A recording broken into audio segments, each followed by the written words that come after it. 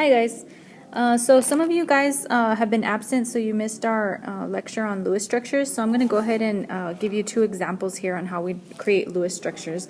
Now, Lewis structures are just a way to show how the electrons are going to be shared between atoms inside of a molecule. Now, this only happens in covalent bonding, and it's really simple to do. Okay, so what we have here is nitrogen trifluoride. Okay, and again, the way that we name our covalent molecules or molecular compounds is by using prefixes. Okay, so since I have one nitrogen, I went ahead and just said nitrogen, and then since I have three fluorines, I use the prefix of tri, so it's called nitrogen trifluoride. Okay, so the first thing that we're going to do is we're going to go ahead and list our elements. Whenever I have a molecule, just like you have some molecules for homework. Okay, I'm going to go ahead and list my elements, and then I'm going to go ahead and on the periodic table, I am going to look up the amount of valence electrons that these atoms have. Okay, and I excuse my pen here, it kind of drives me crazy. But if I look on the periodic table, my group numbers are going to indicate my number of valence electrons. And so nitrogen is in group 15 or in group 5A, and so it has 5 valence electrons. Fluorine is in group 17 or group 7A, so it has 7 valence electrons. Okay, the next thing I'm going to do is I'm going to go ahead and multiply these by the amount of atoms inside of this molecule. And so if I look at nitrogen, there's kind of like an imaginary 1 here. And so I'm going to go ahead and take that 1 and I'm going to multiply this 5 by that 1. Okay, if I look at the fluorine has 3, and so I'll go ahead and take that 3 and multiply the 7 times 3. So in total, we're going to end up with 5 and 21, and I'm going to have a total of 26 electrons that are available for bonding. Okay, so the next thing that we're going to do is we're going to go ahead and place one of our atoms in the middle. It's going to be considered our central atom, and our central atom is typically whatever we have one of, or it is what we have further to the left on the periodic table. And if I compare nitrogen and fluorine, right, there's only one nitrogen, and if I compare them in terms of their placement on the table, nitrogen is further to the left, so it is less electronegative. Okay, so I'm going to go ahead and place my nitrogen, and then since my molecule says that I have 3 fluorines, then I'm going to go ahead and draw 3 fluorines. So we got a fluorine on each side, shall I say. And what I'm going to do is I'm going to go ahead and connect all of my fluorines to that central atom, which is my nitrogen. Okay, now when I connect them, what I'm using is a line, okay? And this line is going to be a single bond. Okay, and a single bond holds a total of 2 electrons. Okay, so a single bond has 2 electrons.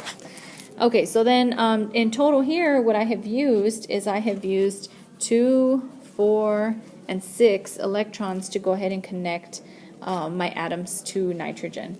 Okay, so what I'm going to do is I'm going to take my 26 total electrons and I'm going to subtract 6 since I used those 6 electrons to connect them, which is going to give me 20 lone pairs of electrons. And lone pairs of electrons I am going to write on my atom as little dots, okay? And these dots are representing electrons again, okay? So we said that I have 20 lone pairs of electrons, and whenever I place electrons on my atoms, I'm always going to start with terminal atoms. Terminal atoms mean atoms on the outside. Okay, so I'm going to go ahead and pick a fluorine. It doesn't matter which fluorine I pick, but I'm going to go ahead and place as many electrons as that fluorine can hold. Well, each atom, right, we said is trying to look like a noble gas, and since fluorine already has this one bond here with the nitrogen, fluorine already has 2 electrons, and so all I can add are a total of 6 electrons. Okay, so I've got 2, 4, 6, and 8. My fluorine is full. Okay, we said the whole point to bonding is so that my atoms look like noble gases. And so in order to look like a noble gas, they're going to try to get a full octet, which is 8 valence electrons. Okay, so I went ahead and I filled in my electrons, and I had 2, 4, 6, 8, 10, 12, 14, 16, 18, and I still need 2 more because I had a total of 20. And so anytime you have, once you've filled up your terminal atoms, the fluorines, then I'm going to go ahead and place any electrons that I have left on that central atom, which is my nitrogen. Okay, so I've gone ahead and I filled this up, and that is my final Lewis structure. Now, once you think you're done, the last thing that you got to do is you got to check to make sure that all of your atoms follow the octet rule. And we said that fluorine, this fluorine here, has 2, 4, 6, and 8, so this fluorine is complete. My next fluorine has 2, 4, 6, and 8, so that one's complete. Same thing here. And my nitrogen as well, 2, 4, 6, and 8. Alright, so we're going to go ahead and do one more example. And here I have ozone. Ozone is made up of 3 oxygen atoms. So what I'm going to do is I'm going to go ahead and list my elements just like I did in the last example. And my elements here are just oxygen. Okay, next thing I'm going to do is I'm going to write down my number of valence electrons. Okay, and the way I find my valence electrons is by looking on the periodic table. Oops, trying to make that look like an E. And oxygen is found in group 16 or in group 6A, which means it has 6 valence electrons. So then I'm going to go ahead and multiply that by the amount of atoms that I have in this molecule. And if I look at my oxygen, I've got 3 of them, so I'm going to go ahead and multiply by 3. Okay, so total I'm going to end up with 18 electrons that are available for bonding. Now the next thing that I'm going to do is I'm going to go ahead and write down my central atom. So we said that oxygen is all I have, so I'm going to write oxygen in the middle, and I should have a total of 3 oxygens. And then I'm going to go ahead and connect them with single bonds. Okay, so we said that our single bonds, right, these ones right here, are going to count for a total of 4 electrons. So I'm going to go ahead and subtract 4 from my total of 18. So 18 minus 4 is going to leave me with 14 electrons that are available for bonding. So then I'm going to go ahead and place my electrons as lone pairs, and I'm going to start on my terminal atoms, which means the outside atoms. So I'm going to start by adding electrons onto here. And I'm filling in 6 because oxygen already has that bond there. And then I'm going to fill in another 6 over here. And then I'm left with 2 electrons, so I'm going to go ahead and place them on the central atom. Okay, now the next thing I got to do is I got to check to make sure that everything is following the octet rule. Well, if I look at my first oxygen has 8. My last oxygen also has 8, but my central atom only has 6, right? So what I'm going to have to do is erase some electrons because I got to share them. So I'll go ahead and erase those 2 electrons. And then I'm going to go ahead and place them as a double bond right there.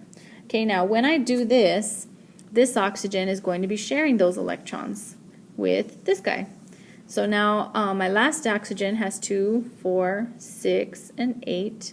My central oxygen has 2, 4, 6, and 8. And my last oxygen has 2, 4, 6, and 8. Okay, so they're all complete. Now, problem with this one is that this is not the only way that I can draw this Lewis structure. Okay, there's another Lewis structure that I can draw for this one. What I can do is I can go ahead and place my double bond on the other side. So I'm going to go ahead and draw that one too. Okay, so we've got our 3 oxygens, and we've got all of our electrons, and I've got this other example here.